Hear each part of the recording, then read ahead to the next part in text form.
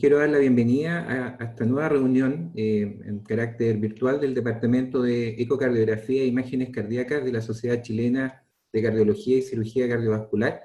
El tema, como ven en pantalla, es el papel de la resonancia cardíaca en la cardiología moderna, y para ello tenemos una invitada de lujo para esta ocasión, que es la doctora Chiara Bucarelli, que nos hablará de este interesante tema, ¿ya? Y nos contará acerca de esta técnica y la implicancia en la cardiología actual. Y también participará en esta charla el doctor Javier López y también el doctor Julián Vega, que después los presentaré con más detalle, que nos mostrarán casos clínicos interesantes, ya interactivos, que esto será la inauguración en esta modalidad con algunas preguntas, así que esperemos que resulte. Y como se comentó, todas las preguntas se canalizan por el Q&A, trataremos de responder las que se pueda dentro del tiempo, y para decir, se pueden ir mandando desde ya, no hay ningún problema. Así que, y bueno, le doy nuevamente las gracias al Laboratorio Beringer, que siempre nos ha apoyado en esta labor y nos apoya con todo el soporte técnico para que podamos tener nuestra reunión. Juan Carlos, pásame la diapositiva de la que viene. Bueno, como les comentaba, nuestra primera invitada es la doctora Chiara Bucarelli Ducci. Ella es CEO de la Sociedad de Resonancia Magnética Cardíaca y actualmente está en la Unidad de Resonancia Magnética Cardíaca de Bristol, Cardiovascular Biomedical Research Unit del Bristol Heart Institute en Inglaterra, ¿ya? Así que ella nos dará la charla principal, ¿ya? El papel de la resonancia cardíaca en la cardiología moderna. Adelante. Muchas gracias por asistir, por apoyarnos en esta webinar. Bueno, muchas gracias por la invitación. Voy a compartir mi screen. A ver. Es un honor participar en esta reunión y muchas gracias a Javier por la invitación y a la Sociedad Chilena de Cardiología. Pues yo soy italiana, ya como se coge del acento, y pues intentaría dar la charla en castellano y espero que se va a entender. Bueno, el tema es muy importante, el papel de la resonancia cardíaca en la cardiología moderna, porque esa técnica se ha desarrollado mucho en los últimos 10 años y ahora se utiliza muchísimo en cardiología, por lo menos en Inglaterra, pero ya veremos en esta charla que hay muchas líneas guías de la Sociedad Europea de Cardiología donde la resonancia está puesta a nivel 1 o 2A, que es decir, que hay que hacerla para llegar a un diagnóstico más preciso por el paciente con enfermedades cardiovasculares. Pues entonces lo que vamos a discutir es que el papel de la resonancia, pero complementario a la clínica y al eco y al ECG y al cateterismo cardíaco. Yo nunca hago una resonancia si el eco no está hecho. Esto quiero decirlo porque a veces hay los cardiólogos aquí de Inglaterra que piden una resonancia sin tener un eco y esto no me parece bien, obviamente. Y la resonancia puede dar informaciones sobre la anatomía cardíaca. Ya veremos unos casos donde el eco con la ventana acústica subóptima, por ejemplo, no puede llegar a una conclusión cierta. Y pues entonces en este caso haremos una resonancia. También para hacer el assessment de la función ventricular izquierda y derecha, hay muchas ocasiones donde hacemos la resonancia. Y también cuando el ventrículo no funciona bien, pues la resonancia es una oportunidad para entender un poco más por qué hay esta disfunción. Y entonces discutiremos el papel en la insuficiencia de corazón, pero también en la cardiopatía isquémica y en las varias cardiopatías. Bueno, pues empezamos. Así que la resonancia tiene un papel no solo diagnóstico, pero también tiene un papel de prognosis y de estratificación de riesgo por muchos pacientes con enfermedades. Ya veremos toda la literatura sobre esto. ¿Por qué es una técnica interesante? Pues porque es un examen y hay muchas respuestas, porque hay muchos aspectos distintos del corazón que podemos evaluar dentro de una hora o si no media hora. Podemos sacar imágenes de función cardíaca, ya como veis aquí, Son imágenes muy similares a lo del eco y nos podemos ver los ventrículos muy bien y las aurículas también. Y ¿por qué sacamos esas imágenes a través de un ordenador? No tenemos el problema de la ventana acústica, como el eco, por ejemplo. Pero la oportunidad mejor de la resonancia es la caracterización tisular no invasiva. Es decir, que podemos investigar lo que pasa a nivel miocárdico y por qué hay una disfunción. Podemos visualizar directamente la cicatriz miocárdica, como en este caso aquí, un infarto muy largo, aquí en el territorio de la DIA. Pero también podemos visualizar fibrosis no isquémica, y ya veremos todos los casos de cardiomiopatías. También podemos visualizar edema miocárdico, inflamación miocárdica, que puede resultar también en una disfunción ventricular, pero transitoria, irreversible. Podemos hacer el estudio de la isquemia con adenosina, con un protocolo muy similar a lo de la medicina nuclear. Y también podemos ver unos aspectos del infarto agudo que no vamos a discutir hoy. Sobre la anatomía, por ejemplo, nosotros hacemos bastante casos donde queremos investigar la anatomía de la aorta. A veces hay unas dudas que sea bicúspide y en el eco a veces no se puede ver bien, como sabemos. Y hacer una resonancia nos da la oportunidad de ver la anatomía muy bien, pero también de medir el tamaño de la raíz aórtica y de todos los otros segmentos aórticos. Y por ejemplo, eso es un ejemplo, y solo hay que tomar una imagen, solo una, para ver la bicúspide, la aorta bicúspide muy bien. Y sabes, a veces mucha gente dice, bueno, la resonancia se tarda mucho en hacerla, es 1 hora y pico. Pues eso no es verdad, porque se puede hacer la resonancia como muy tailored para la cuestión clínica. La resonancia puede ser también de 10 minutos, por ejemplo, porque no hay que tomar todas las imágenes y solo necesitamos unas para tener la respuesta. Ese es otro paciente que tenía una masa en la radiografía del tórax y bueno, el clínico pensaba que había una masa del corazón, pero ya solo con 2 imágenes se puede ver muy bien que es un aneurisma del sinus Valsalva solo. Bueno, ya como he dicho, siempre la resonancia tiene que seguir en la ecocardiografía. No se hacen a todos los pacientes con bicúspide aórtica, pero en casos seleccionados. Bueno, el estudio de la función ventricular izquierda es también algo que hacemos muy frecuentemente, resonancia, y esto porque podemos medir los volúmenes de una manera muy precisa y también la fracción de eyección. Y eso tiene un papel clínico importante, como sabemos, por poner marcapasos o ICD. Lo digo en inglés, que es más sencillo. Y también podemos medir volúmenes en pacientes con insuficiencia aórtica y nos va a ayudar para decidir el timing de la cirugía aórtica. Y también para visualizar intracardiac shunt, que no se pueden ver bien con la ecocardiografía. Lo que vamos a hacer en práctica es cortar el ventrículo de la base hasta el ápex y no tenemos todos estos cortes de AG corto, pero también cortes de AG largo, como el eco, ¿verdad?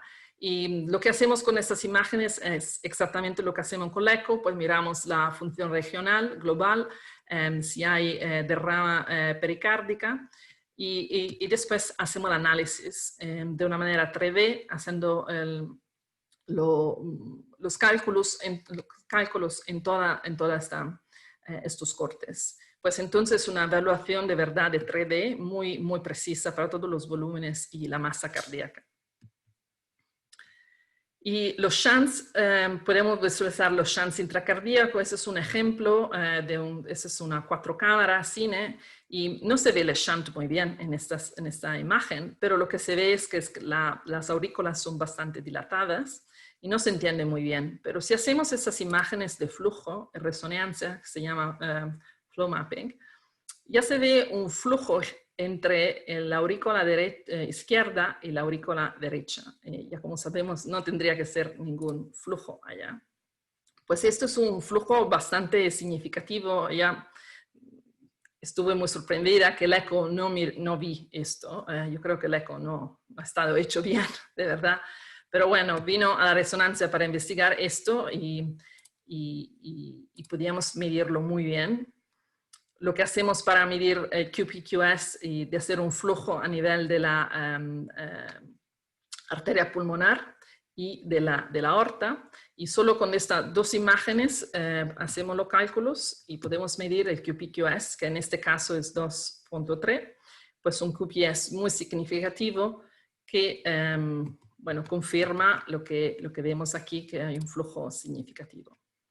Es una técnica muy sencilla, pero muy precisa. Y hay pacientes, sobre todo pacientes congénitos, que ahora en Inglaterra no hacen más el cateterismo, pero sino esta evaluación de flujo con resonancia.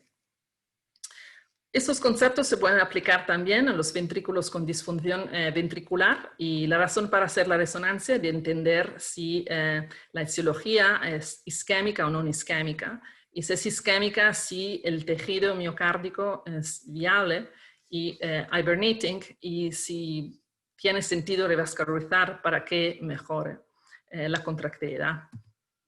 Y pues esto. Y para hacer el estudio de viabilidad con la resonancia hay que inyectar un medio de contraste, que es un quelante de gadolinio, que es un metal, pero con quelante no va a ser peligroso. Y es un contraste extracelular. Y os explico muy sencillamente cómo funciona, porque así las imágenes van a tener un poco más sentido. Como es un contraste extracelular, en el momento que se inyecta, se va a distribuir en el espacio extracelular. Y en un miocardio normal, y esos son los miocitas, bueno, no hay mucho espacio extracelular. Y pues entonces el gadolinio no se puede acumular mucho. Entonces hay como wash in and wash out. Llega dentro del miocardio y sale de repente. Cuando hay enfermedades que hacen que el espacio extracelular pues, sea más por la patología, pues el contraste se puede acumular. Como en este caso, por ejemplo, el miocita está dañado por la isquemia y la membrana celular se rompe, y ya de repente el espacio extracelular es mucho más que en el miocardio normal. Y ahora el gadolinio se puede acumular. En el infarto crónico el concepto es similar, pero en lugar de tener el miocita, hay una fibra de colágeno porque se ha remodelado. Y el espacio celular es como mucho, por el daño, y se va a acumular. Y esta acumulación de contraste ya se ve muy bien con la técnica de realce tardío, como en este caso, así ves, este blanco sería la acumulación del medio de contraste. Realce tardío. El miocardio normal es negro, así, porque no hay mucho contraste que se acumule, porque el espacio extracelular es como muy poco en el miocardio normal. Y esta técnica ha sido evaluada histológicamente. Este es un infarto histológico en un perro, y esta es la imagen correspondiente de resonancia. Y ya ves cómo los detalles pequeños son muy parecidos entre la histología y la resonancia. Bueno, ¿por qué estos conceptos? No, lo que va a hacer el cardiólogo en estos conceptos, pues nos ayuda a entender un poco más la patología cardiovascular. Y también el ECG, por ejemplo. Como en este caso, es un paciente con onda Q, y normalmente los cardiólogos, nosotros, ¿no? Pensamos que onda Q igual infarto transmural.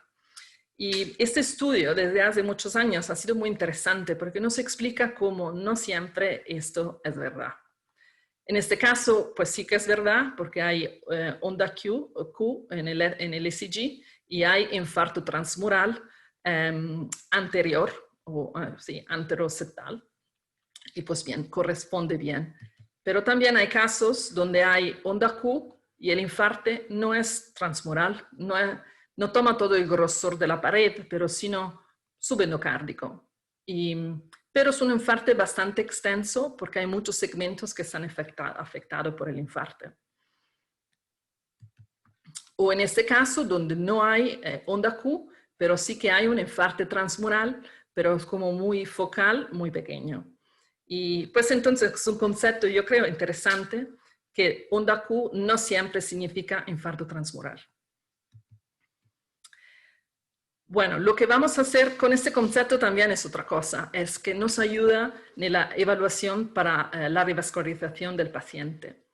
Si hay pacientes con realce tardío transmural, como en este caso, pues no merece revascularizar porque la probabilidad que el miocardio recupere la función es como muy bajo, ¿ves?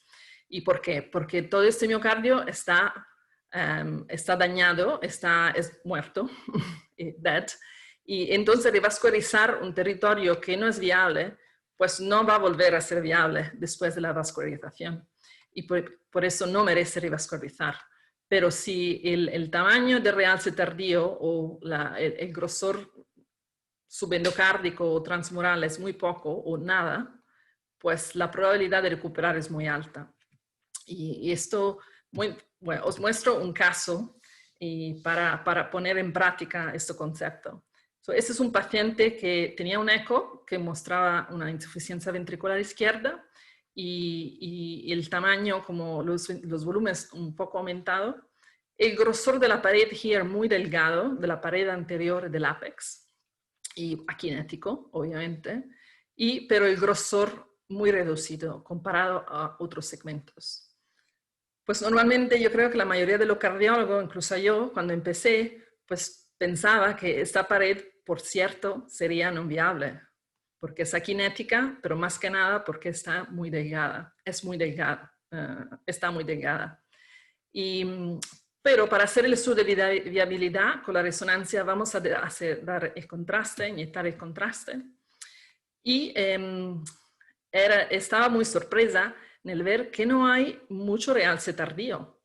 No se ve este color blanco aquí. Me quedé muy sorprendida.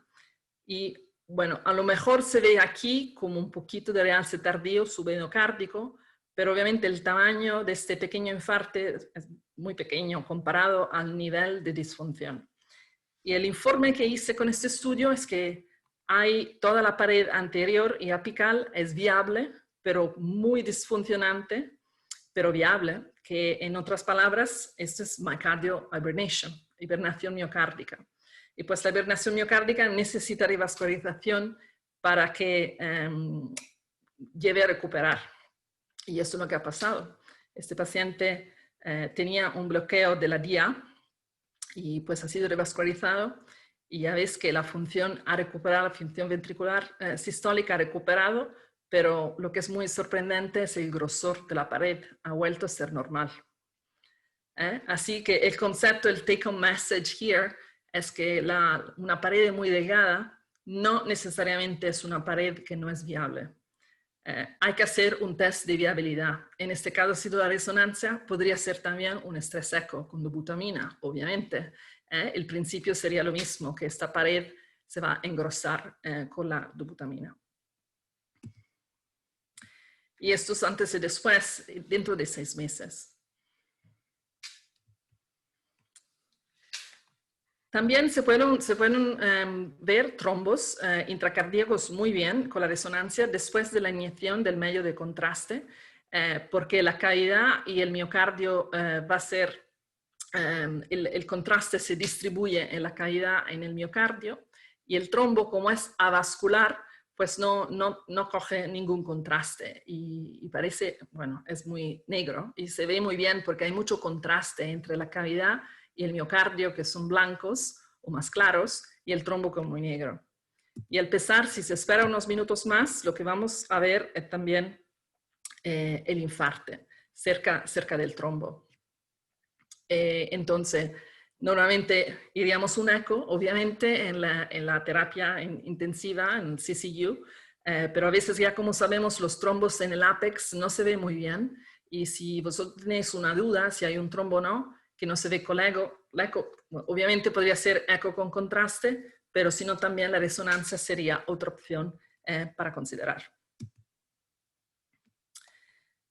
Bueno, la insuficiencia de corazón, ¿por qué hacemos la resonancia en estos pacientes?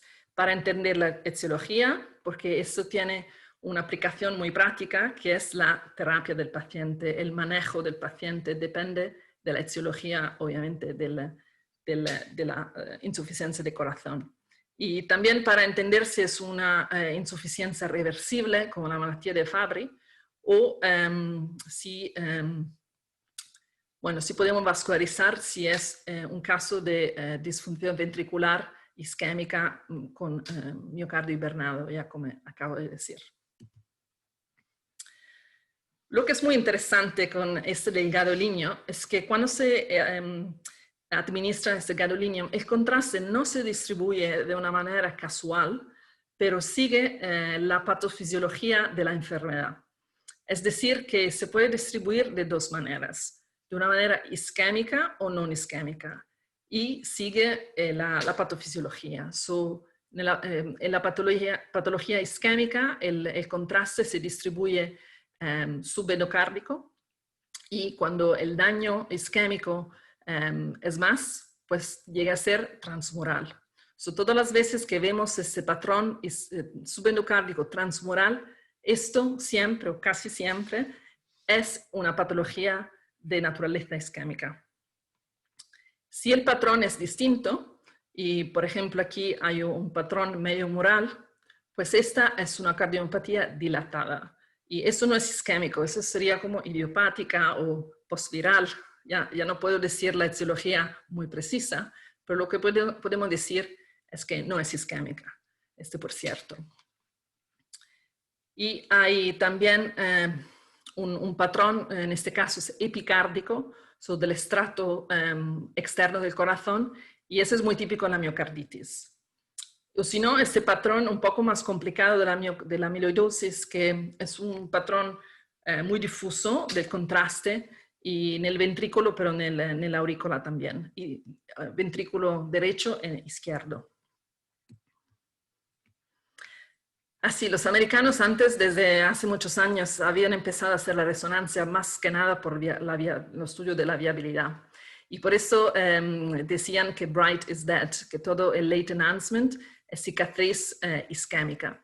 Pero lo que escribí yo en este editorial en JACC hace unos años es que el late enhancement, el realce tardío ahora, no significa solo cicatriz isquémica, pero sino una cicatriz o una fibrosis miocárdica, que puede ser también de naturaleza no isquémica, como en todas las cardiomiopatías. Y pues entonces es más fácil recordarse de bright is bad, rather than dead. Es decir, que es mejor de no tener realce tardío. Bueno, aquí hay dos pacientes con insuficiencia ventricular izquierda. Son dos pacientes muy parecidos, pero son muy distintos. Pero son muy parecidos porque tienen una fracción de eyección alrededor del 30-35%, la aurícula dilatada, hay una insuficiencia mitral en los dos y también un bloqueo de rama izquierda en los dos. Se parecen bastante, por ejemplo en el eco, si eso fuera un eco. Pero, ¿qué tienen? ¿Cuál es la etiología de esta disfunción? Pues hacemos un estudio de resonancia completo. Ya vemos aquí el bloqueo de la rama izquierda, muy obvio. Y hacemos realce tardío. Vemos que hay bastante realce tardío en este ventrículo. Y hay un patrón aquí subendocárdico de la pared inferior, un poco de la pared lateral, sino de la pared anterior e inferior. Y el patrón es subendocárdico transmural. Pues entonces esto obviamente es una cardiopatía isquémica. Y pues si vemos ese paciente a la angiografía, y ahí hay 3 vasos. Con estenosis significativas. Este otro paciente también tiene el bloqueo de rama aquí muy obvio. Y el late enhancement, de verdad que no había mucho late enhancement, pero siempre hay que mirar como escrutinar un poco más, ¿no? Para los deitales, porque a veces un deitale pequeño puede cambiar el diagnóstico completamente, como en este caso, donde hay una fibrosis muy sutil, pero medio mural aquí en el septo, y esa es una cardiopatía no isquémica dilatada. Pues las líneas guías europeas indican que la resonancia es un examen, una prueba muy importante en pacientes con insuficiencia de corazón por el assessment de la estructura y de la función ventricular, sobre todo donde el eco sea con una ventana acústica suboptimal. En clase 1 sí, que hay que hacerlo. Pero el estudio con late enhancement o con realce tardío hay que considerarlo para distinguir causas isquémica y no isquémica en clase 2A. Eso exactamente los casos que acabo de mostraros. Y también el estrés, el estudio con adenosina, el estrés, si queremos añadirlo. Por ejemplo, en el paciente con la cardiopatía dilatada, si hubiéramos hecho también el estrés, pues ese es un paciente que no necesita hacer angiografía o cateterismo cardíaco, porque ya tenemos aclarado que es cierto que no tenga isquemia miocárdica y pues entonces un subestrato isquémico como dual pathology con la cardiopatía dilatada. Y eso es lo que hacemos en Bristol. A veces se puede no hacer el cateterismo cardíaco. Se pueden también estudiar ventrículos hipertróficos, no solo los dilatados. Y aquí son 4 pacientes con grosor de la pared, con un fenotipo un poco distinto, pero parecen bastante similares, sobre todo los primeros 2. Pues el realce tardío es muy distinto en estos pacientes. De verdad nos ayuda mucho para el diagnóstico diferencial. Este patrón es muy típico de la amiloidosis cardíaca porque es un patrón como difuso, pero en estratos, y el ventrículo derecho también está afectado y las aurículas también. Y la cavidad es como un poco oscura, más oscura de los otros, porque el amiloid que está en el miocardio como que saca el contraste de la cavidad. Entonces, un diagnóstico bastante fácil hacer por la resonancia. Este otro caso es un caso de cardiopatía hipertrófica y hay realce tardío medio mural en correspondencia de la máxima grosor de la pared septal.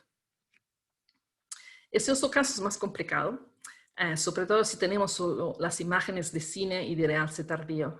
Es un patrón difuso, medio mural, pero a veces puede parecer también transmural, como en esta pared aquí lateral. Pues este es un caso de la enfermedad de Fabry, con un ventrículo que parece muy globular, de un tamaño, de una forma muy globular. Se puede hacer el diagnóstico diferencial muy bien si tenemos también las imágenes de T1, mapeo de T1. Pero en este caso no lo he mostrado. Pero con mapeo de T1 se puede hacer un diagnóstico casi cierto de la enfermedad de Fabry. Este otro caso es un poco más complejo porque hay varios patrones y puede ser como un poco, bueno, es complejo. Porque aquí es un patrón epicárdico y por aquí es subendocárdico y medio mural. Entonces es como tres patrones en el mismo paciente. Si no puede tener 3 patologías distintas, obviamente. Hay que buscar una enfermedad que puede tener este fenotipo. Y esta es la sarcoidosis cardíaca. Como sabemos, la cardiopatía hipertrófica apical puede ser difícil diagnosticarla con la ecocardiografía, sobre todo sin contraste, pero con la resonancia se ve muy bien. Ya como ves en estas imágenes, que solo hay que sacar un par de imágenes y ya el diagnóstico está hecho. Muy bien. Perdón. Aquí otra vez. Y entonces, si tenéis pacientes, por ejemplo, con un ECG un poco sospechoso de hipertrofia apical, pues el test mejor para tener un diagnóstico cierto sería la resonancia. En la cardiopatía hipertrófica, el estudio con realce tardío es muy importante también porque este estudio en JACC hace unos años ha demostrado que es correlato a las arritmias ventriculares, porque esta fibrosis es un subestrato para la generación de arritmias, porque el tejido es muy heterogéneo y entonces hay instabilidad eléctrica. Y por eso es un factor de riesgo el tamaño de realce tardío que hay en pacientes con cardiomiopatía hipertrófica.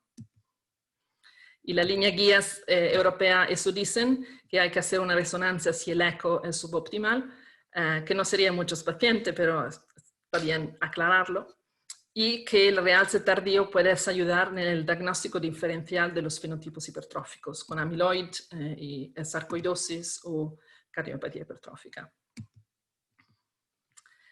Displasia ventricular derecha, además, esta es otra patología donde la resonancia es muy importante porque nos podemos ver el ventrículo derecho muy bien, la pared libera, si hay aneurismas, áreas de disquinesia, aquinesia, pero con la caracterización tisular podemos medir y demostrar la presencia de fibrosis y fibra adiposa en el ventrículo derecho, pero también en el ventrículo izquierdo, como sabemos, con ALVC, so Left Ventricular Arrhythmogenic Cardiomyopathy.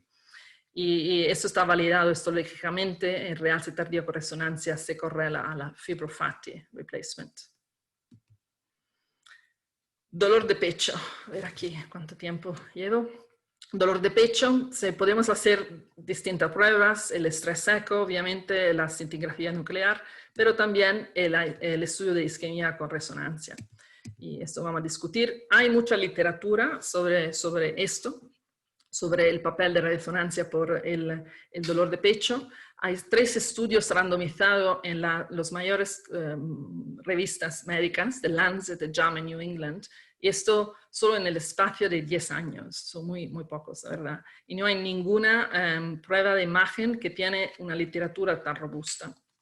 Este estudio CIMARC ha comparado los resonancia de estrés con la scintigrafía y ha demostrado que la resonancia tiene una precisión diagnóstica mucho mayor que la scintigrafía nuclear. Ya ves, con una más sensitivity and specificity que la scintigrafía nuclear. El estudio CIMARC2 ha demostrado que si hace un estrés resonancias, pues los cateterismos cardíacos innecesarios disminuyen muchísimo. Y eso es muy importante para las resources del hospital, pero también por el riesgo del paciente de no hacer un cateterismo si no hace falta de verdad. Y el estudio MRI Inform de New England ha demostrado que el estrés de resonancia es no inferior al FFR en the Cath Lab. Y eso es muy importante porque tenemos un test donde podemos evaluar la isquemia de una manera muy precisa sin hacer un cateterismo cardíaco. Y también es una prueba que cuesta mucho menos que un cateterismo cardíaco, obvio. Las líneas guías europeas indican que el estrés con resonancia es una prueba que tiene que ser hecha para estudiar la isquemia en estos pacientes, similar al estrés seco o el nuclear imaging. Las líneas guías no dicen cuál es la técnica mejor, porque depende también de la experiencia de los centros, pero son todas técnicas que son indicadas igualmente.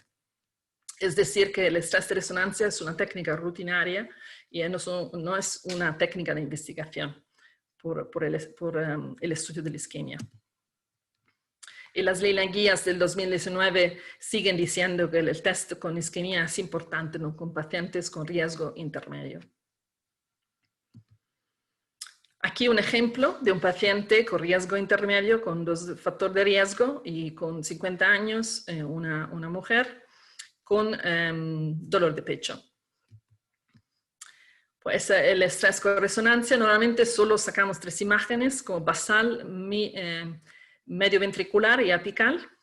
Esto con adenosina y después repetimos después de 20 minutos sin adenosina. Y eso sería el REST. Después lo que vamos a hacer, inyectamos medio de contraste y miramos si hay defecto de perfusión. Y aquí se ve un defecto de perfusión en la pared anterior que no se ve en el REST. ¿Ves? Un defecto de perfusión aquí que no se ve en el REST. Y este es una isquemia inducible, pues en el territorio de la descendente anterior, pero como la descendente anterior normalmente guarda a un segmento mucho más largo, pues yo aquí tenía la impresión que fuera como más un diagonal en lugar de la descendente anterior. Pues como hay dos segmentos, esto es considerado isquemia significativa y el paciente pues fue enviado a cateterismo cardíaco y pues me alegré que el informe estaba bien hecho y que sí que hay una estenosis de un diagonal, que es un diagonal bastante largo y pues nada, le pusieron un stent aquí. Ya como ves hay una placa aquí que parece bastante significativa en la descendente anterior, pues hicieron un FFR y era normal, within normal limits. Y pues era solo, pues pusieron el stent solo al osteo de la primera diagonal. Ese es un paciente con mucha isquemia, ya veis aquí, casi circunferencial. Y ese es un paciente con tri-vessel disease. Bueno, aquí tenía un pequeño quiz para que los colegas no se aburran con esta charla, sea una pregunta un poco así más interactiva. Si la isquemia inducible era en la circunfleja derecha o descendente anterior o todos, y la respuesta es que todos los vasos, porque es que aquí la pared inferior, el septo, y aquí circunferencial, y aquí en el septo en la pared inferior. Y el mensaje aquí importante que con el estrés de resonancia se ve la isquemia muy bien y no hay balance isquemia como con la nuclear cardiology, y porque se ve la isquemia tiene que ser subendocárdica y hay siempre una referencia que sería el estrado más externo. Y pues entonces no tenemos el problema de balance isquemia at all. El estrés, pues en Bristol se hace mucho estrés de resonancia y el servicio de resonancia ha crecido muchísimo desde que yo llegué a Bristol. En el 2010 hicieron 200 estudios y ahora esos son datos del año pasado, hacemos 3000 en una máquina de resonancia de 8 de la mañana a 8 de la tarde todos los días y ahora vamos a empezar el sábado también y pues ha aumentado de 15 veces. Y pues sí, bueno, muy impresionante creo. Y también el estrés ha aumentado de 10 veces. ¿Y esto por qué? Porque los cardiólogos clínicos pues le gustan los informes, le encuentran muy útil para su práctica diaria, porque es un informe de un cardiólogo para un cardiólogo y tiene el lenguaje de un cardiólogo. Y pues entonces yo cuando hago la descripción de la isquemia, también hablo de vasos, ¿no? De la derecha a la izquierda. Y así el mensaje es un mensaje muy clínico en esos informes, no un mensaje de descripción, es decir.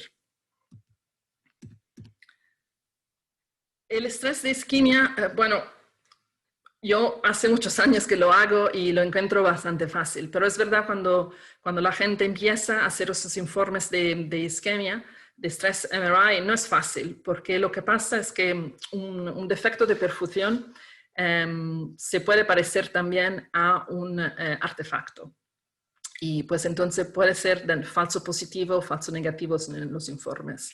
Pero hay una nueva técnica que se llama mapping, perfusion mapping, que es una técnica, bueno, una maravilla, es decir, porque ayuda mucho a hacer informes muy precisos, incluso a colegas que no tienen muchísima experiencia con estrés. Y esto va a ayudar mucho la utilización de esta técnica, yo creo, en todo el mundo.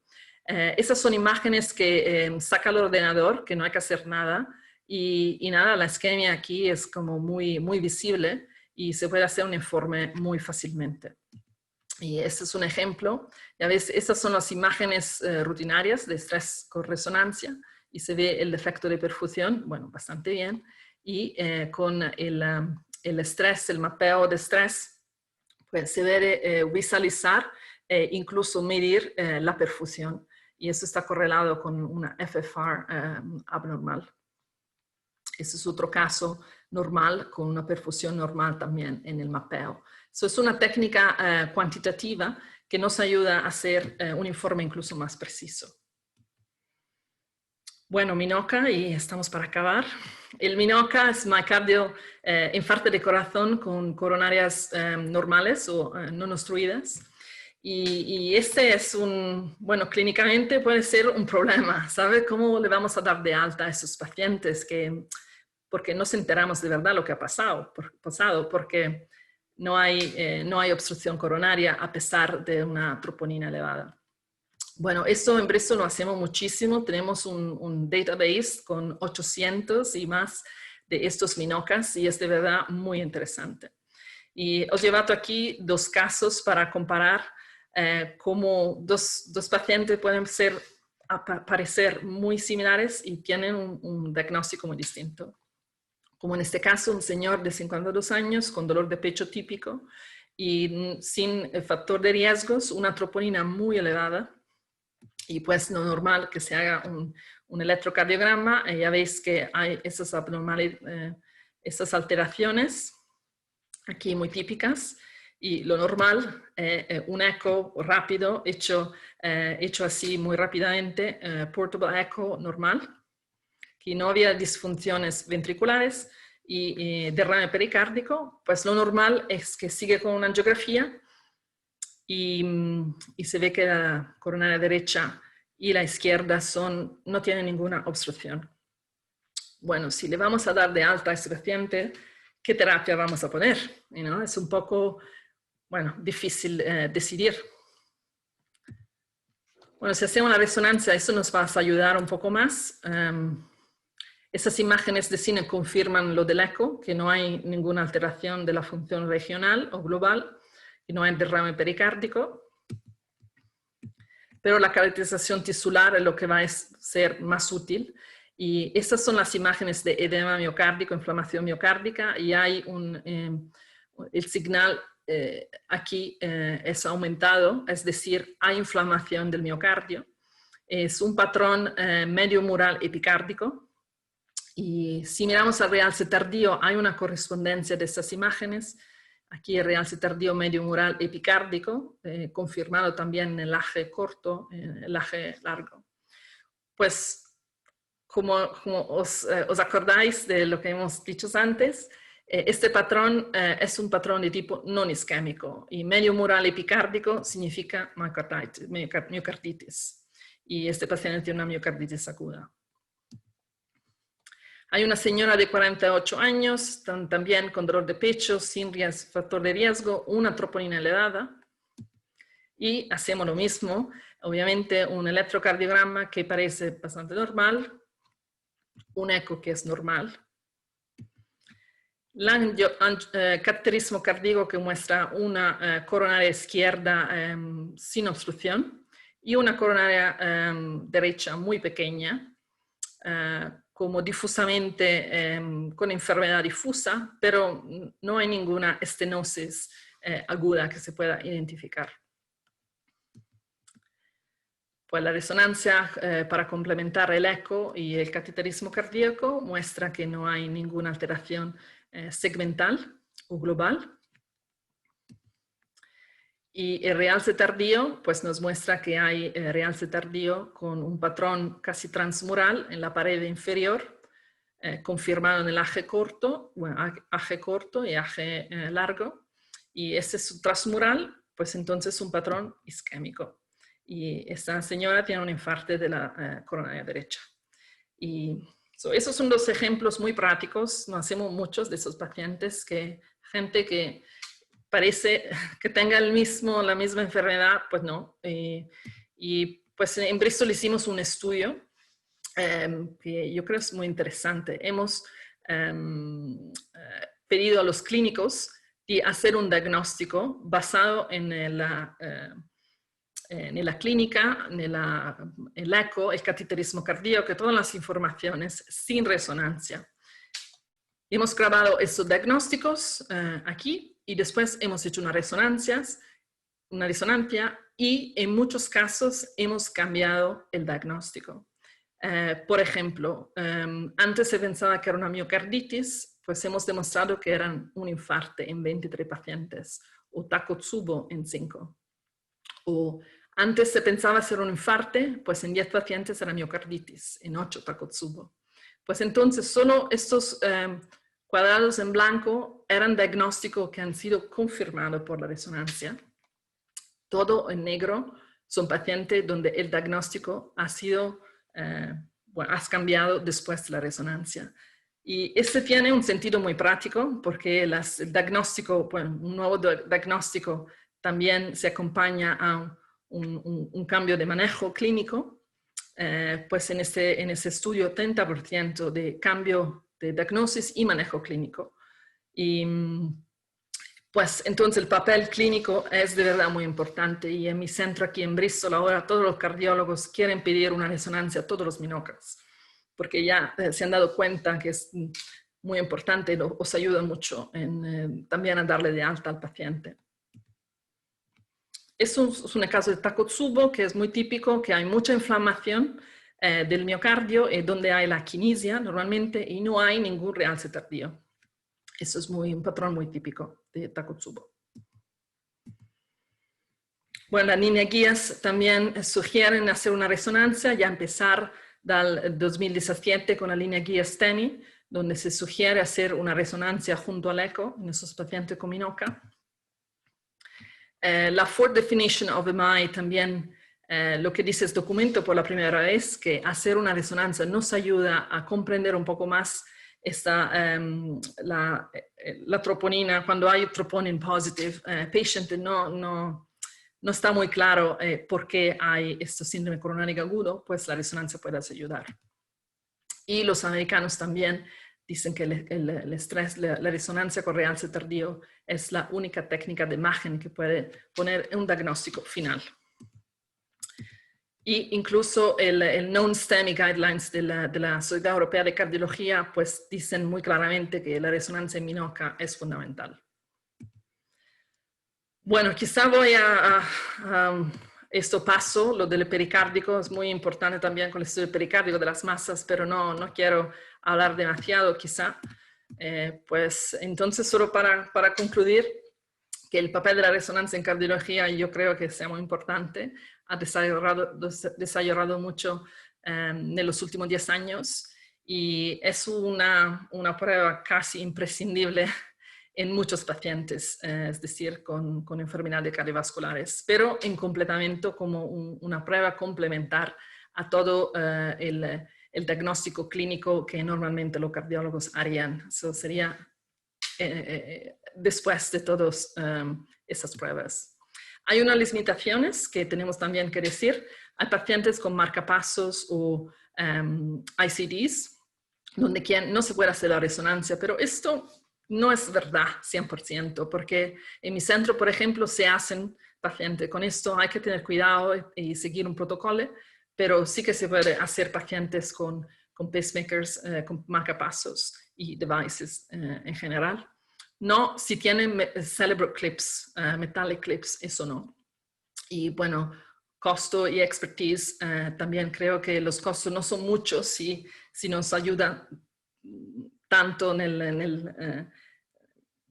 el llegar a un diagnóstico preciso del paciente. Así que pruebas, no tenemos que hacer pruebas, añadir pruebas y pues entonces no cuesta tanto al final.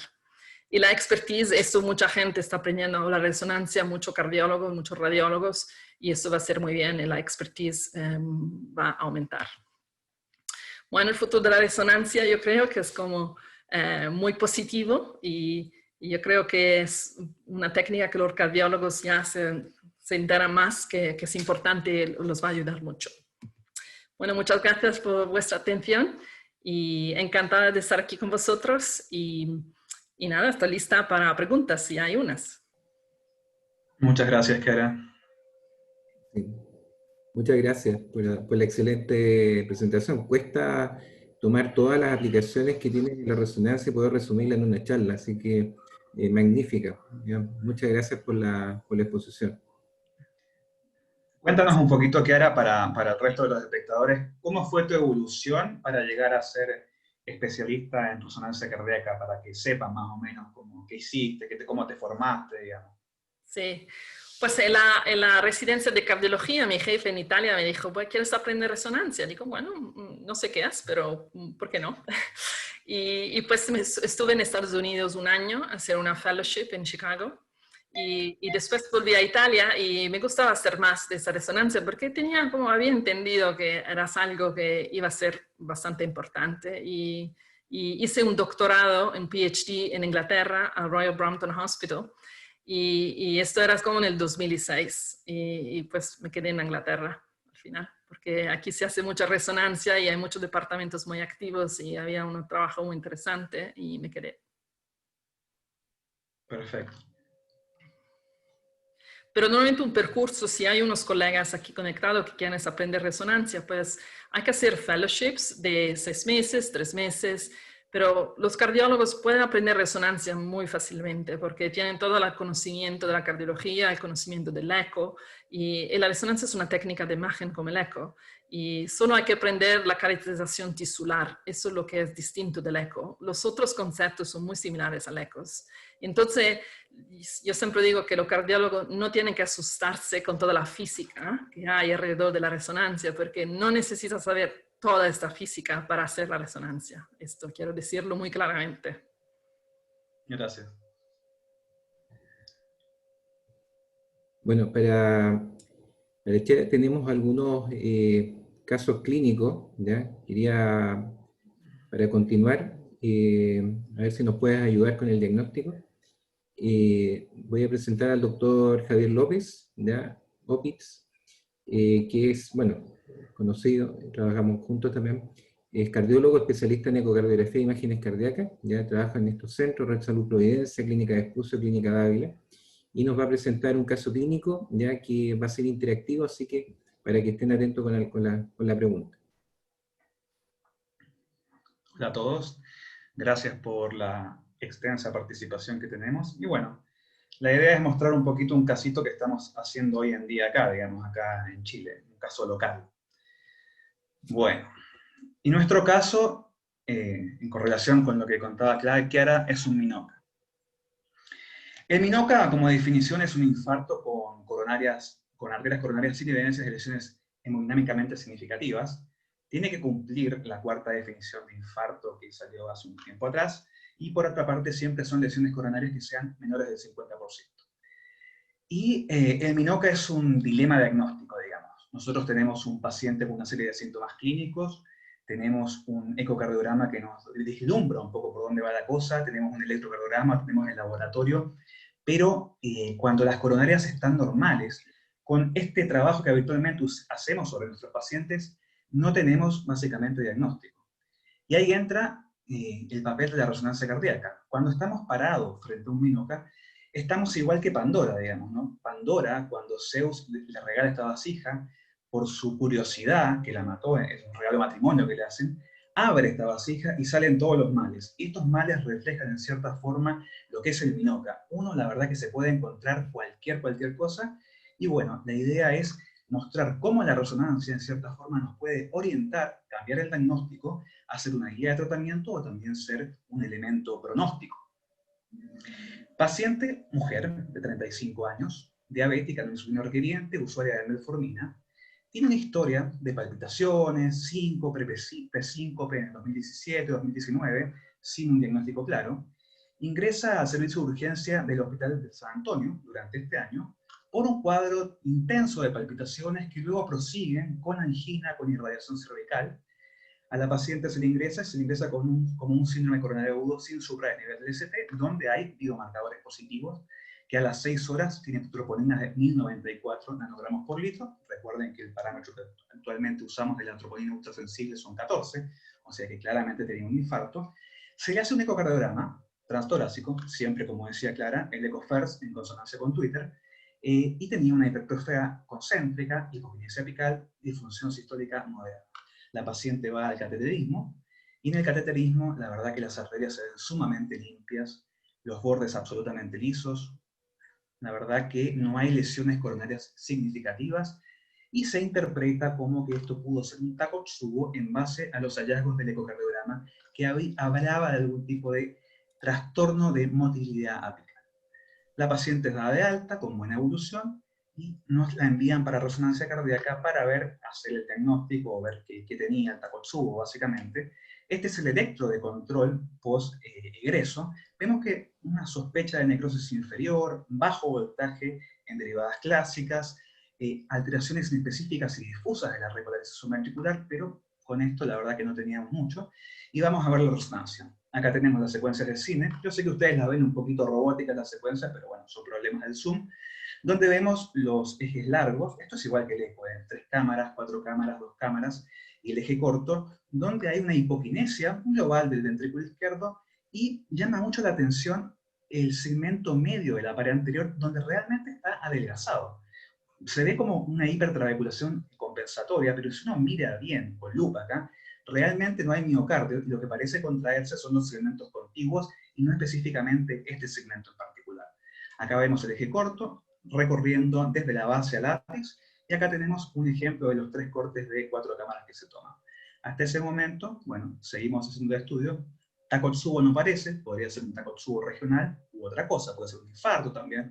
Son parte de los diagnósticos diferenciales del minoma. Acá tenemos el eje corto. Uno cuando hace resonancia se acostumbra mucho a ver esto, ¿no? Desde la base hasta el látex, y siempre evalúa el corazón desde el eje corto con el transcurso del tiempo. Vemos que existe una disfunción sistólica leve del ventrículo izquierdo, una fracción de eyección del 43%, y el ventrículo tiene un aumento significativo de los volúmenes sistólicos, no así diastólicos. Hasta ese momento tenemos una disfunción sistólica leve. Takotsubo, no parece. Vamos a ver la perfusión. Esto es la perfusión de primer paso. Uno inyecta el contraste. Esto es una secuencia en vivo, que uno ve cómo el contraste pinta el miocardio, y lo que busca básicamente son defectos de perfusión, que en este caso no se ve ninguno, o sea que no hay evidencias de defectos de perfusión. Por lo menos un infarto no estamos viendo en este momento, digamos, o que hubo un infarto básicamente. ¿Ok? Vamos a la caracterización tisular. Vemos que el STIR y el mapa T2 son secuencias que se utilizan para buscar agua, para ver edema. Y acá, nuevamente, en la pared anterior vemos algo raro, vemos que hay una hiperintensidad. Vamos a ver un poquito más grande esto, pero sin embargo justo coincide con ese sector que parecía que no había miocardio, que había mucha trabécula. Cuando vamos a ver el mapa T2, que son secuencias muy robustas, los valores para el resonador que usamos nosotros, de 1.5 Tesla, normales son 50 más 5 milisegundos. Por arriba de esos valores, uno dice que hay inflamación del miocardio, por debajo la descarta. Es una secuencia mucho más robusta, mucho más precisa que el STIR. El STIR trae muchos dolores de cabeza. Yo siempre la hago, pero muchas veces realmente me guío por los mapas. Así que, en base a las alteraciones morfológicas que vimos en el cine, acá no había una inflamación activa para nosotros. Seguimos adelante. Y acá tenemos el realce tardío. En el realce tardío, nuevamente, en el segmento medio de la pared anterior, vemos como que pareciera que hubiera un realce subendocárdico, pero cuando lo vemos en consonancia con el 2 cámaras, que esto habitualmente cuando tenemos duda lo hacemos, vemos que nuevamente está este problema, el adelgazamiento de la pared anterior, pero que en realidad lo que vemos acá es parte del pulso sanguíneo. Acá vemos lo mismo en el eje corto. Y bueno, acá tenemos los tipos de realce, simplemente para que sepan, no quiero extenderme en esto. Si el realce es isquémico, siempre hay compromiso del subendocardio, ya sea subendocárdico o transmural, pero siempre lo toca. Cuando no es isquémico tenemos todos los otros patrones. Esto simplemente para que sepan y entiendan un poco el caso. Y bueno, en base a esto, ¿qué les parece? ¿Esto fue un infarto embólico? ¿Una miocarditis? ¿Fue un Takotsubo regional? ¿O esto es una sarcoidosis, por ejemplo? También podría ser. ¿Damos un espacio para las respuestas, Hugo, o no? Juan Carlos, para que pongas las preguntas.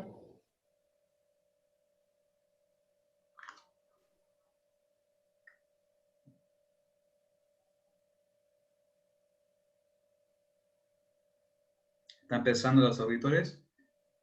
Sí, pero íbamos a poner unas preguntas interactivas, pero no las veo. Yo creo. ¿Nuestro asistente está disponible o no? Sí, acá está. Ya, perfecto. Ustedes me dicen cuándo sigo con el caso. No, lamentablemente no están estas preguntas. Ok. Bueno, las posibles diagnósticos que teníamos, pero sin embargo, esto es un dato muy importante, por eso siempre hay que estar encima de las resonancias, hay que estar viendo cuando se hacen las resonancias, porque a uno le piden una cosa, le dan un diagnóstico y después termina con otro. y miramos un poco hacia la derecha. ¿Qué pasa en el lado derecho? Fracción de eyección del 36%. Recuerden que esta paciente consulta por palpitaciones y posterior a ello dolor torácico. Un ventrículo con volúmenes indexados aumentados, 126 ml diastólico, 81 ml sistólico. Y miren la motilidad, miren la pared libre. En la pared libre claramente hay áreas disquinéticas, y miren el tres cámaras. En el tres cámaras hay microaneurismas, claramente. Cuando vamos a ver el mapeo vemos que en el septum existen como dos tejidos, ¿no? Un tejido que de un lado da un mapeo T1 de 1220 milisegundos. El valor normal del mapeo T1 es 1000 más menos 50 milisegundos. Cuando tú tienes el mapa T1 aumentado, significa que hay algo en el extracelular que está haciendo aumentar esos valores de T1 nativo. Uno no sabe qué es, pero sabe que algo raro hay, digamos, ¿no? Vemos que en el septum interventricular del lado derecho tiene 1220, del otro lado está dentro de rangos normales. Cuando uno ve el mapa T1 post contraste, nuevamente ve lo mismo, ve un septum interventricular que tiene de este lado un color celeste, de este lado un color azul, y esto habla que hay un tejido con diferentes propiedades. Y esto lo vemos en el realce que se nos había pasado. Tiene un realce en todo el septum interventricular del lado derecho. Y bueno, ¿esto qué les parece que puede ser? Kiara, Julián, ¿alguna idea? No ven el diagnóstico, pero bueno, ¿me pueden ayudar un poco? Sí, bueno, lo que me llama mucho la atención es que la anatomía de ese ventrículo es un poco rara, un poco extraña, está como comida, ¿no? Sí. El borde no es regular y esto va a ser muy importante por lo que vamos a discutir después. Perfecto. Bueno, seguimos adelante. Acá tenemos nuestro resumen. Nosotros básicamente, la gente que hace resonancia, con todas estas secuencias, tenemos un montón de secuencias para trabajar, no las podemos hacer todas en los pacientes, vamos armando una serie de puzzles, de cosas positivas, negativas, y acá tenemos nuestro puzzle armado. Tenemos la historia clínica, la coronariografía sin lesiones, una paciente que fue derivada por sospecha de Takotsubo, y tenemos una disfunción biventricular, un realce tardío que está marcado en el septum interventricular, pero del lado derecho, un mapa T1 que es concomitante con ese realce tardío, y trastornos segmentarios biventriculares. En base a esto, a la paciente se le pide un test genético. Este test genético da positivo para una mutación de la desmoplaquina en forma heterocigota, y es una mutación informada como patogénica. Y bueno, la desmoplaquina forma parte de las mutaciones que son la etiología del 40 o el 50% de las cardiomiopatías arritmogénicas, y eso es lo importante de mirar la red, analizar todo y, en cierta forma, salir del diagnóstico que le envían, digamos, ¿no? Y esto está muy bien marcado en este estudio que fue publicado este año, que se valoran 250 pacientes, y vemos que los diagnósticos de referencia cambian con la resonancia cardíaca. En este caso hubo 16% de los diagnósticos. Nosotros partimos por una sospecha de Takotsubo y terminamos con una displasia arritmogénica biventricular, que la verdad que nadie tenía idea, pero cuando uno ve la historia clínica de la paciente, coincide. Y esto, en cierta forma, tiene impacto pronóstico. Acá vemos que las displasias arritmogénicas que tienen compromiso izquierdo o biventricular entran en otro esquema pronóstico, y esta paciente, una paciente de Hugo en este momento, ya se está tratando la indicación para poner un desfibrilador, y es el caso que les quería mostrar. ¿Okay? Muchas gracias. Ya, podría hacer un comentario. Ese es un caso estupendo, Javier, de verdad, muy, muy educativo y imágenes estupendas. Y lo que he visto frecuentemente que hay mucha gente que puede hacer un informe de este paciente con miocarditis. Y esto va a pasar frecuentemente. Y hay que tener mucha atención porque el patrón parece lo de la miocarditis. Eso no sería... Bueno, las imágenes pueden sugerir miocarditis, pero para mí las informaciones más importantes es la anatomía del ventrículo, que parece como una anatomía un poco maligna, ¿sabes? Que el borde es muy irregular, y eso todas las veces que yo he visto esto, siempre tenía una displasia del ventrículo izquierdo con genética y nunca una miocarditis. Es decir, que esto me llama mucho la atención. Ok, perfecto. Bueno, excelente caso, Javier. Quería dar paso ahora al caso del doctor Julián Vega. Juan Carlos, ¿me puedes colocar la presentación? Bueno, el doctor Julián Vega, él es cardiólogo, también ecocardiografista y especialista en imagen cardíaca. Pertenece al Instituto Chileno de Imagen Cardíaca, INSIX, y viene llegando de realizar su fellow en el Hospital Clínic de Barcelona. También nos va a mostrar ahora un caso interesante. Adelante, Julián, puedes compartir.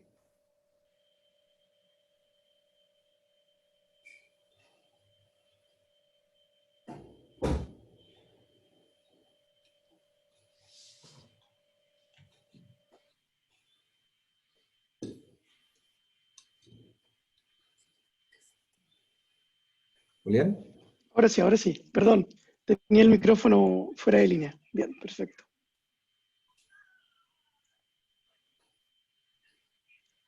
Ahora sí, perfecto. Bien, perfecto. ¿Se ve bien? ¿Se escucha bien? Sí, perfecto. Bien, bueno, muchas gracias. Para mí es un gusto poder estar aquí. Agradezco a la doctora Chiara por su tiempo. Allá es bastante tarde, así que ella hace un esfuerzo importante por estar con nosotros. Agradezco a Javier y a Hugo que gestionaron gran parte de esto y al gran número de asistentes. Y a mí me toca presentar entonces el segundo caso clínico de esta tarde-noche.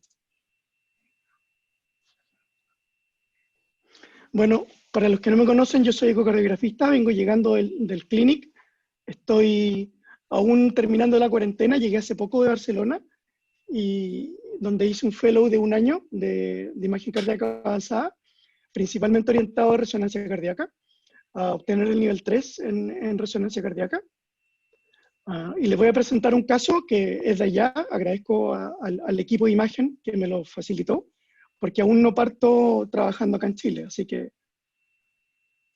vamos a hablar de un caso importado. Esta es una mujer de 29 años que tiene una historia familiar, pero dudosa, en un tío abuelo, hermano del abuelo, de muerte súbita cuando era joven, a los 35 años. Y esta mujer refiere un cuadro de 1 año de palpitaciones, pero lo que más la complicaba era que relataba disnea de esfuerzo moderado, subir 2 pisos de escalera y ese tipo de cosas. Y la verdad que no tenía mucha sintomatología agregada a esto. Este es su electrocardiograma basal.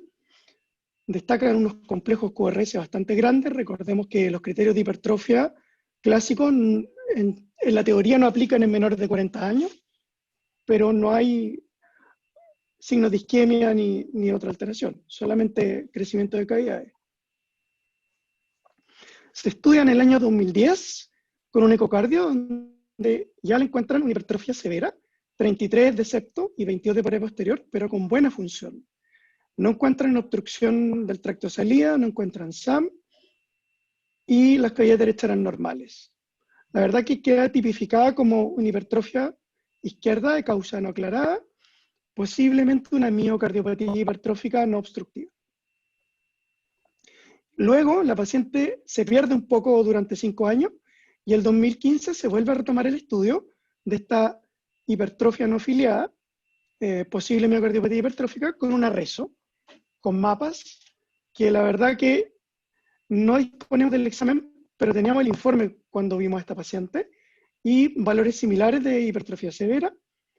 Lo mismo, no hay SAM, no hay insuficiencia mitral, y destacaba que había una extensa fibrosis intramiocárdica, que se decía que coincidía con los signos de mayoría, con los segmentos más hipertróficos, en el fondo reforzando un poco la sospecha de miocardiopatía hipertrófica. Se hizo estudio de Fabry, que fue negativo, y también exámenes de laboratorio que eran normales. Por lo tanto, hasta aquí ya la mayor parte de las cosas infiltrativas, amiloidosis, quizás sarcoidosis no todavía, pero depósitos de fierro y otros tipos de depósitos han sido descartados, y esta paciente lo que estaba pendiente era hacer un estudio genético. Sin embargo, persistía con disnea de esfuerzo, que era su principal molestia. De hecho, tenía algunos exámenes de laboratorio, en algunas consultas a la urgencia por disnea de esfuerzo, con ProBNP elevado y troponina elevada. Entonces, claramente esta mujer, estaba haciendo un cuadro de insuficiencia cardíaca, congestión pulmonar, y tenía en el lapso de unos 2 o 3 años unas 5 consultas al servicio de urgencia por este motivo. y se decide entonces estudiar con un ecoesfuerzo, con una ecobicicleta, que es lo que más reproduce en el fondo las condiciones fisiológicas del esfuerzo, para ver si es que esta paciente estaba haciendo algún tipo de obstrucción dinámica o insuficiencia mitral o hipertensión pulmonar con relación a disfunción diastólica al esfuerzo. Todo eso fue descartado, la función era normal, no había obstrucción, no aparecía gradiente al máximo esfuerzo, no había SAM, tampoco insuficiencia mitral, no había señal para valorar PCAP, pero no había signo indirecto, y la motilidad segmentaria fue difícil de valorar. Sin embargo, en el pico de ejercicio llamaba la atención que la paciente relataba intensa disnea y algunos cambios eléctricos en el electrocardiograma muy sutiles que los vamos a ver ahora. Fíjense en el reposo en B1, B2 y en el estrés pico, que hay una ligera rectificación o infra-LST en B2, quizás la posición de la derivada tampoco ayuda, pero hay algunos cambios con inversión de la onda T que no son concordantes con un electro absolutamente normal. Entonces, pregunta número 1, en base a esto, a este resultado del ecoesfuerzo, ¿cómo seguiría el estudio de esta paciente? Con un cateterismo cardíaco, un SPECT con dipiridamol, una angiotensia de coronarias o un ecocardio con dobutamina. Aparece ahora en la pantalla la pregunta y pueden votar. El voto es anónimo, así que voten con confianza. Vamos a dar unos minutos para que voten. Sí, Juan Carlos, en general, ya cuando ve que el número no sube, lo para. Así que voten con confianza, ¿ya? Es totalmente anónimo. 40% ya ha votado.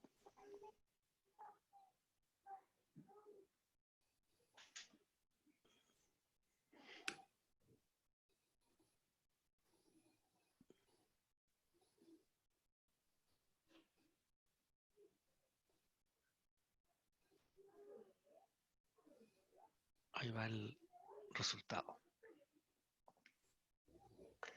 Perfecto. Muy bien. Entonces la mayoría se decidió por un angiotaquia coronaria y vamos a ver qué es lo que se hizo. Exactamente fue lo que se estudió. En 2018 se hizo una angiotaquia coronaria con una mujer en edad joven, así que hay que tener mucha precaución con la dosis de radiación. Estaba bien beta bloqueada y con un buen equipo se hizo un protocolo FLASH, que es una adquisición solo en un momento, diastólico con dosis de radiación muy baja, alrededor de 2 milisievert. Por la edad y como lo que interesa anatomía coronaria en este caso, el score de calcio uno podría saltarlo, que habitualmente agrega 1 milisievert. Con eso se logran dosis bastante bajas. Lo que importaba aquí, más que descartar enfermedad coronaria por la edad y por la miocardiopatía hipertrófica, es ver que no hubieran, por ejemplo, un origen anómalo de una arteria coronaria o trayectos intramiocárdicos, puentes musculares, otros trayectos alterados. Y también nos sirvió para, a grosso modo, descartar lesiones pulmonares que podrían estar en el contexto de una sarcoidosis, pero que no era el caso clínico. Ya con esto se saca bastante y con bastante seguridad, uno se queda tranquilo que la parte no va por enfermedad coronaria ni por lesiones coronarias.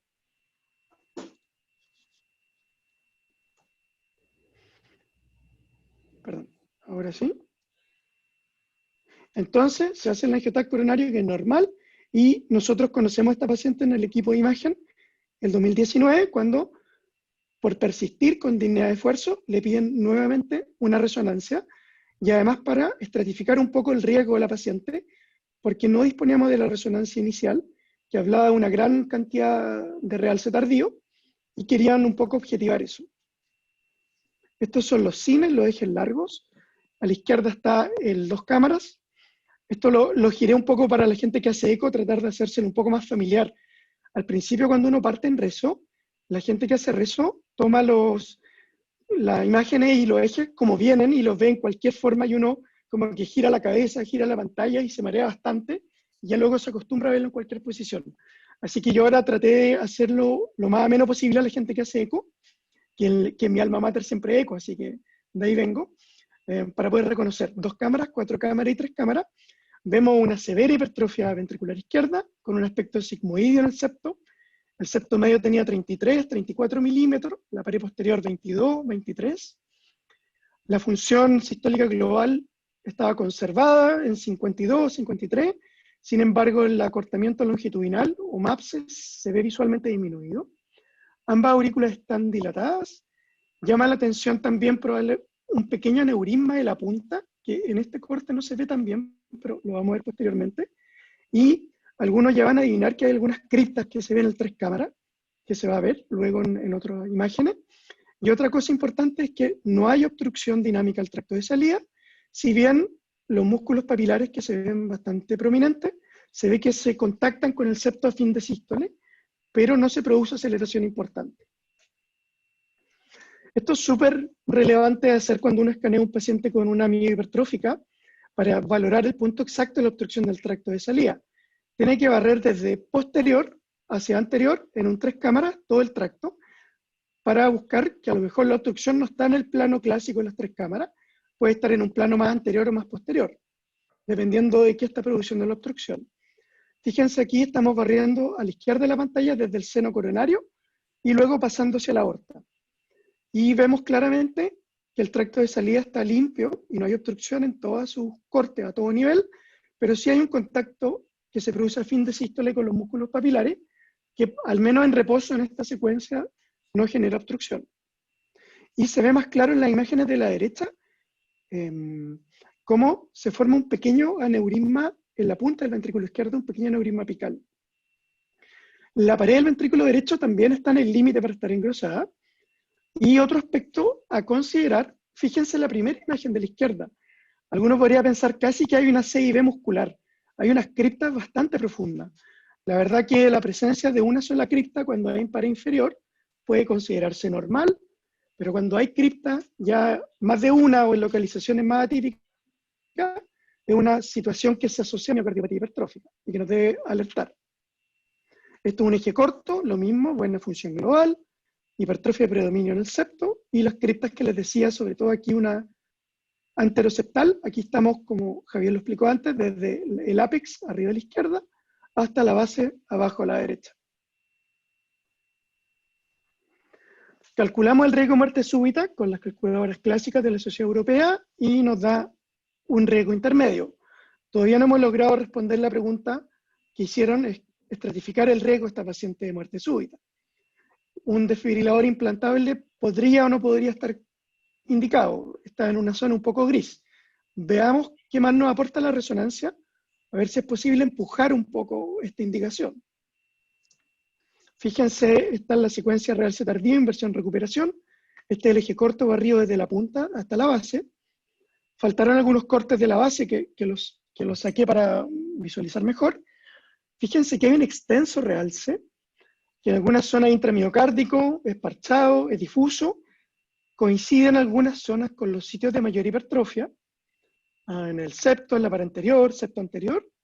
Nos llamaba la atención, sí que respetaba bastante el septo basal, que también tenía harta hipertrofia, que a veces la hipertrófica hace esas excepciones, pero no es lo más frecuente. Fíjense acá, estos son los ejes largos de realce. Tenemos el 4 cámaras con un extenso realce, que lo curioso es que aquí es más por el septo del lado derecho, y todos los segmentos apicales, y en el 2 cámaras toma la pared anterior, segmentos medios, y todo el ápex y da la vuelta a la pared inferior. Aquí también hicimos en single shot un barrido completo en 4 cámaras, desde superior a inferior del ventrículo izquierdo, y se ve claramente aquí la zona del aneurisma apical, el realce, que en algunas zonas incluso es transmural, intramiocárdico en el septo, bastante intenso y además bastante extenso. Esto es una secuencia de realce 3D, que es una secuencia bastante precisa para caracterizar el realce. Se adquiere con un voxel isotrópico, tiene excelente resolución espacial en todas las imágenes, en todas las visiones, y podemos caracterizar mejor el realce que ocupa prácticamente todo el septo y el septo anterior. Entonces, segunda pregunta.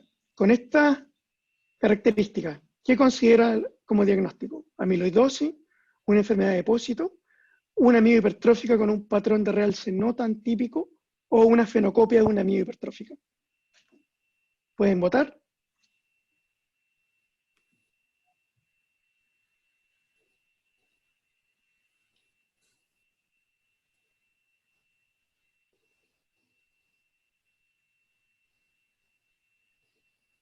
Oh, wow. Van el 30%, 35%, súper rápido.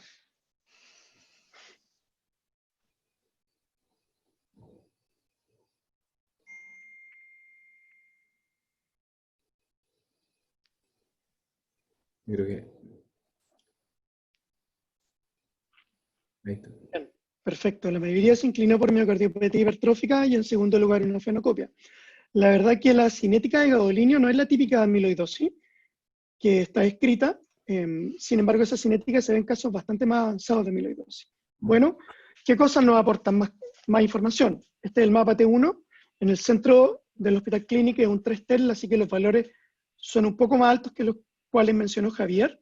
Hasta 1250 se considera prácticamente normal el T1. Lo que importa aquí es ver los sitios donde no hay realce, obviamente, porque sabemos que los sitios que tienen realce van a tener un T1 aumentado porque hay depósitos de gadolinio, que son las zonas en rojo, y los valores en las otras zonas que no estaban afectadas con realce estaban al límite. Aquí tenemos un eje corto a nivel medio con el mapa de T1, con valores ligeramente aumentados, 1290, 1280 en el septo anterior, que están aumentados.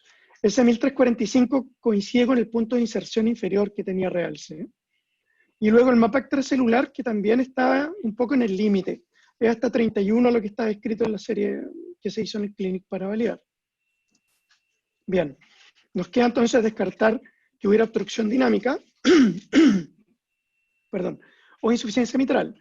Se hizo una adquisición con flujo 4D, esto está con un bank de 200 centímetros por segundo o 2 metros, y fíjense que no hay aceleración de flujo. Así que con esto se descarta obstrucción dinámica y tampoco vemos un jet de regurgitación mitral. Los flujos intracavitarios eran bastante normales, había poca vorticidad, y en el aneurisma de la punta del ventrículo izquierdo también había poca vorticidad y no había mucho flujo lento. Era un aneurisma muy pequeño que tampoco presentaba el típico flujo paradójico que está descrito en los aneurismas. Pero seguíamos con el problema. Ya sabíamos lo que no tenía. Que no tenía obstrucción dinámica, que no tenía insuficiencia mitral, que tenía mucho realce, pero no sabíamos por qué persistía con disnea de esfuerzo. Y aquí viene quizás la parte más novedosa e increíble de este caso. Fíjense que como en la miocardiopatía hipertrófica las arterias coronarias están de un tamaño habitualmente mayor a lo normal, este FortiFlow pudo caracterizar las arterias coronarias con bastante precisión, hasta casi los segmentos distales. Pido disculpas, esto está en inglés porque lo estamos preparando para presentar en otro lugar, no lo alcancé a traducir. Fíjense, esta es la aorta, la coronaria derecha, el tronco, la descendente anterior, esta es la coronaria derecha en casi toda su extensión, el tronco izquierdo en el panel C, con la DA hacia arriba y la circunfleja hacia abajo. Y este es el flujo en el tronco coronario. Fíjense en diástole, un flujo anterógrado, y en sístole hay reversión de flujo.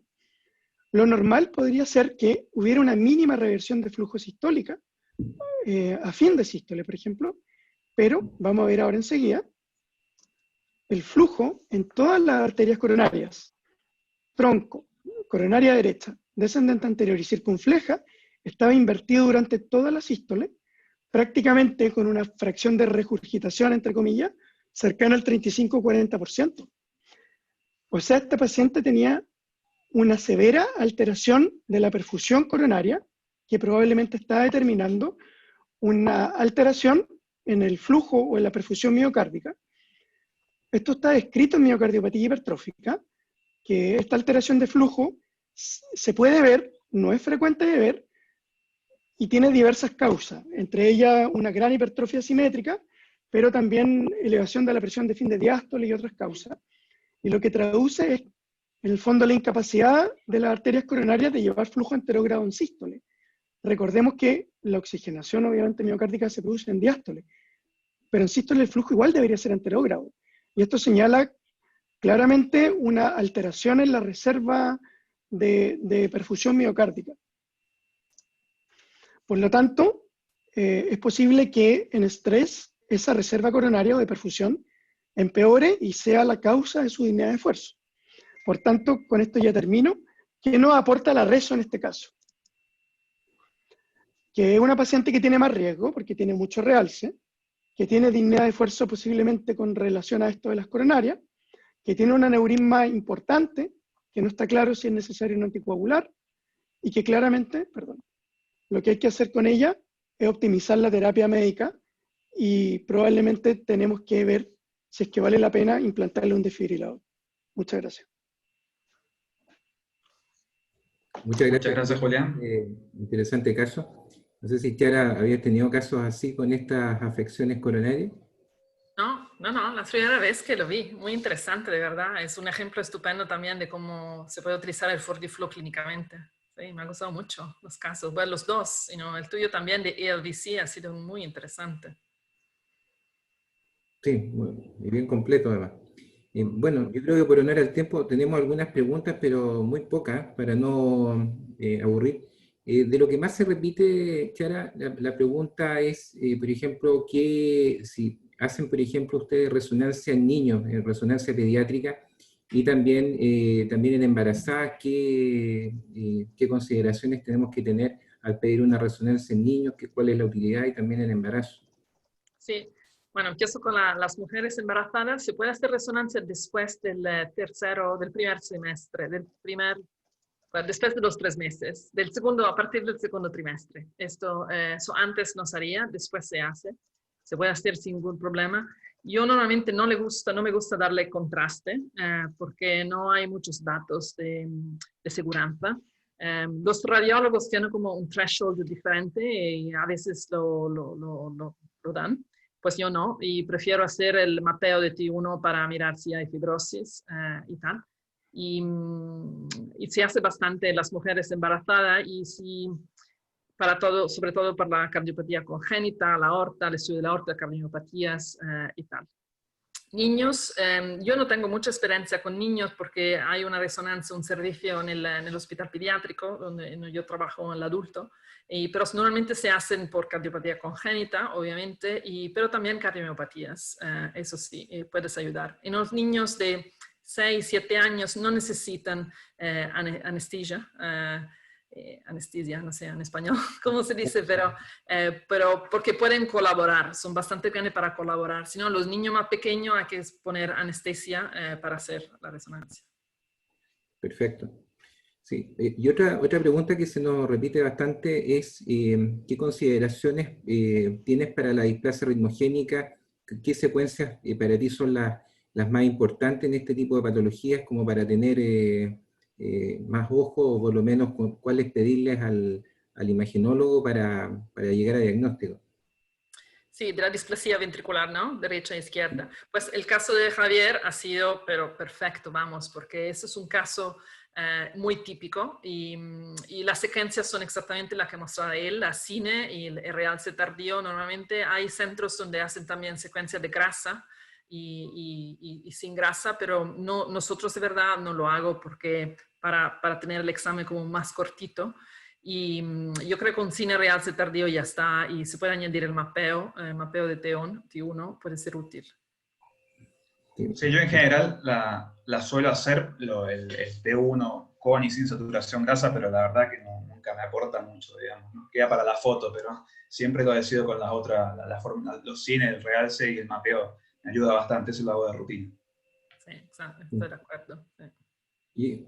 Y otras preguntas que se repiten bastante en cuanto a la resonancia de estrés. Uno, más o menos, qué protocolo ocupas, pero más que nada, si esto te alarga demasiado el estudio. ¿Cuánto una reso de estrés o una reso normal implica que sea un estudio muy largo?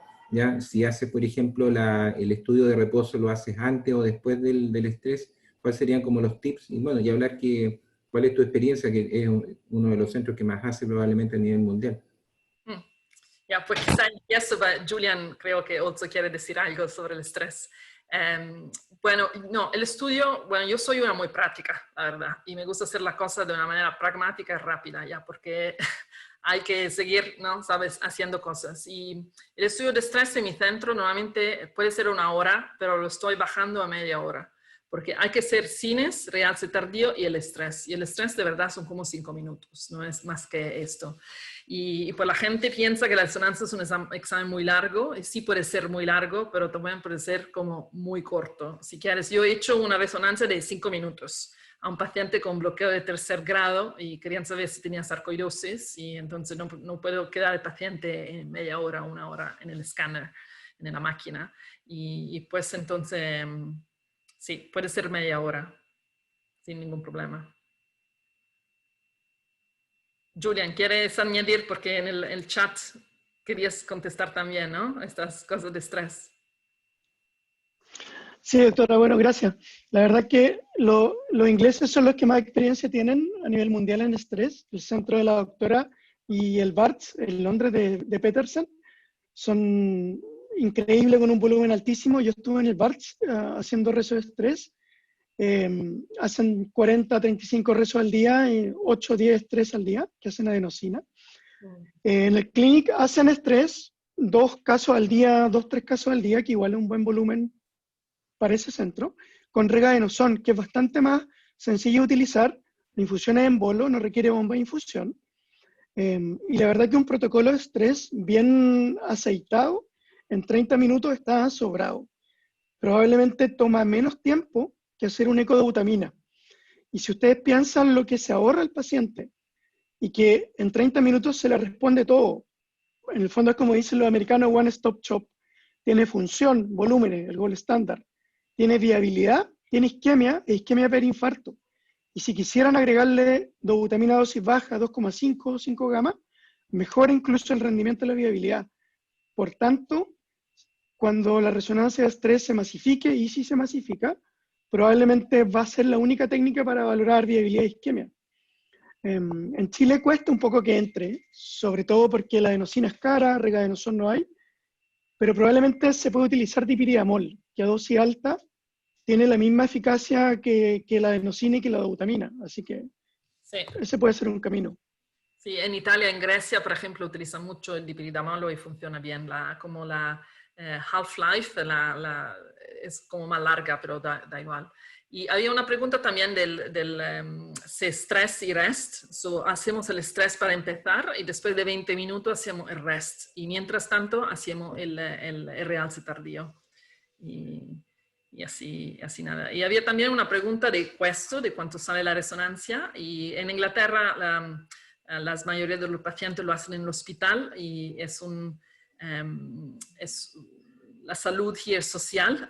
El paciente no paga las pruebas al hospital y el reembolso es de 500 libras por test. 500 de estrés y 400 y pico de non-stress. Entonces no es un examen caro. Es que la gente piensa que es carísimo, pero la verdad que no. Comparado a otras pruebas, por ejemplo, la cintigrafía miocárdica. Y en Estados Unidos igual, el reembolso es como 500 libras y el SPECT como 1.400 libras, dólares. Y entonces no es caro para nada.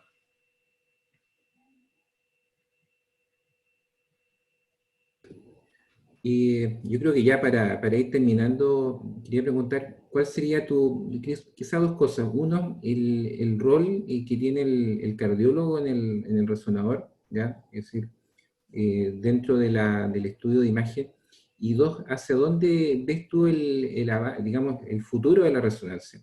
¿Ya? Algunas técnicas, ¿dónde tú crees que va a ir avanzando esta técnica en ayudarnos con los diagnósticos? Sí, pues yo creo que la resonancia es como el nuevo ecocardiografía, es un examen que complementa estupendamente la ecocardiografía y no hay que hacerlo en todos los pacientes, pero en muchos, como hemos discutido hoy, hay un papel muy, muy importante. Los cardiólogos tienen que estar más metidos, creo yo, en la resonancia, tienen que entrenarse y aprender como Julian y Javier, y es una herramienta más que el cardiólogo tiene para solucionar, ¿no? Los problemas clínicos que estos pacientes tienen. Hay que colaborar con los radiólogos. Obviamente, en unos países es más complicado que en otros. En Inglaterra, por ejemplo, yo soy cardióloga, hago el informe yo misma, no necesito los radiólogos y la resonancia la tengo en cardiología. Y muchos centros en Inglaterra son así, pero hay otros centros donde los cardiólogos legalmente no pueden ser su mismo, que hace pues solo, sin los radiólogos. Hay que colaborar con los radiólogos y pueden añadir mucho y hay que trabajar en esas relaciones con ellos. Sí, es verdad que acá en Chile nos ha costado, pero vamos avanzando, ¿ya? Poco a poco. Para adelante, para adelante. Para adelante. Julián, querías hacer una pregunta, me estás comentando. Sí, a la doctora Chiara, que la verdad que la displasia izquierda es un tema súper complejo y que yo me llevé mucha sorpresa, porque la displasia derecha se basa mucho en función y en volúmenes, y muy poco en infiltración grasa y realce, porque es muy difícil de valorar eso. Esos aneurismas, microneurismas que mostró Javier, la verdad que como criterios se han dejado un poco, porque son difíciles de verlo y hay mucha variabilidad interobservador para dar lo que es aneurisma y lo que no.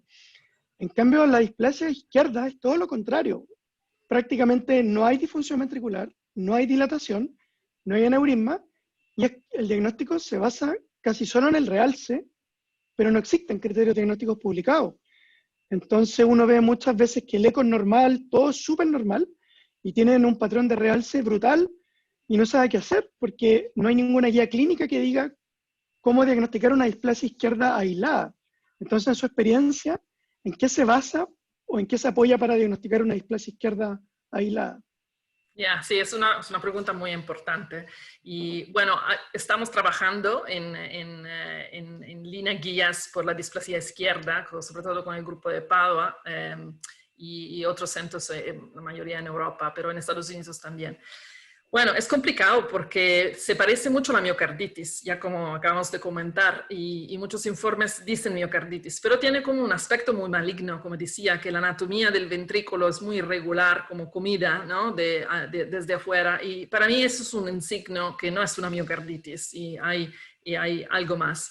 A veces, como dices tú, la función ventricular es normal, a veces es alterada, eso depende, hay diferente fenotipo.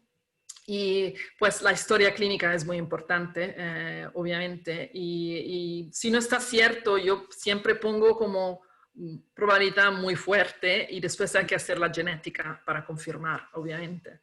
Pero sí, ya esperamos que vamos a tener criterios porque lo necesitamos.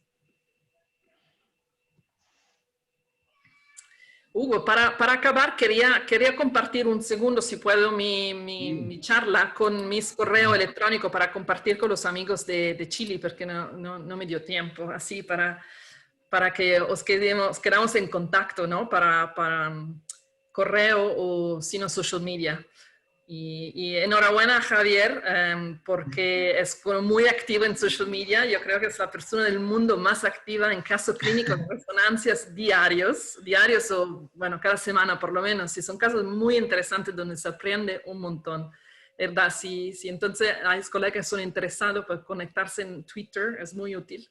Y también la Sociedad de Resonancia Cardíaca, SCMR, hace mucho entrenamiento, incluso gratis, online, para los cardiólogos, radiólogos que quieren aprender más, y hacemos muchos cursos. Y también la membership, acabamos de cambiarla para que sea mucho más barata por los amigos de Latinoamérica.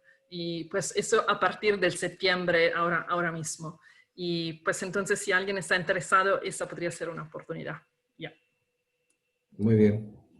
Bueno, para cerrar, yo quiero dar las gracias por digamos, a nuestra invitada, la doctora Chiara Bocarelli, que nos dio una excelente charla, ¿ya? Y en realidad, claro, la podríamos tener horas, yo creo, haciendo preguntas, pero ya en Londres son ya casi la 1 de la mañana, así que es necesario que descanse, ¿ya? Así que, para cerrar, no sé si, bueno, te doy las gracias, Javier, que nos hizo el contacto con Chiara, sin él no hubiera sido posible, así que muchas gracias, Javier, por Bueno, yo a Chiara la verdad que la conocí por intermedio de Victoria Delgado, digamos, ¿no?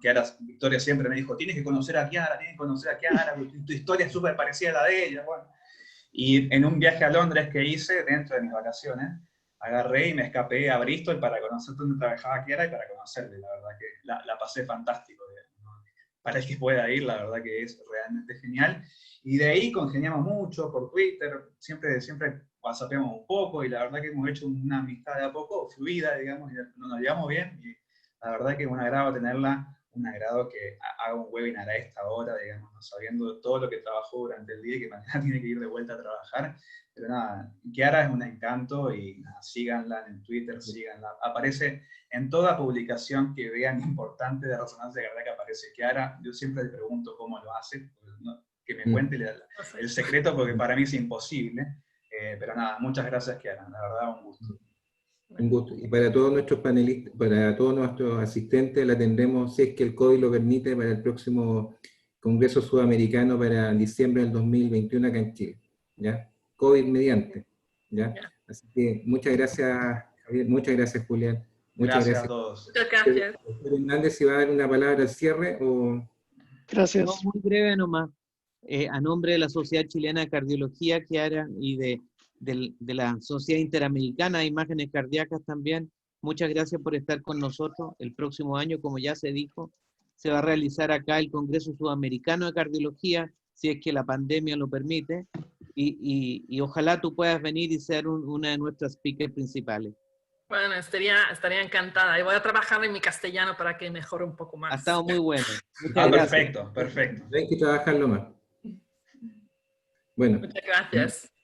Con eso nos despedimos y bueno, le doy muchas gracias a todos los asistentes. Tuvimos más de 350 personas conectadas, así que muchas gracias a todos y también por y como digo, especialmente a Chiara que nos la tuvimos casi hasta la 1 de la mañana, así que especialmente agradecimientos para ella. Así que para esto cerramos esta reunión virtual y lo esperamos para el próximo martes, el primer martes de noviembre con otra reunión del departamento. Hasta luego. Muchas gracias. Saludos a todos, buenas noches. Gracias, buenas noches. Que vaya bien. Adiós. Gracias. Chao. Chao.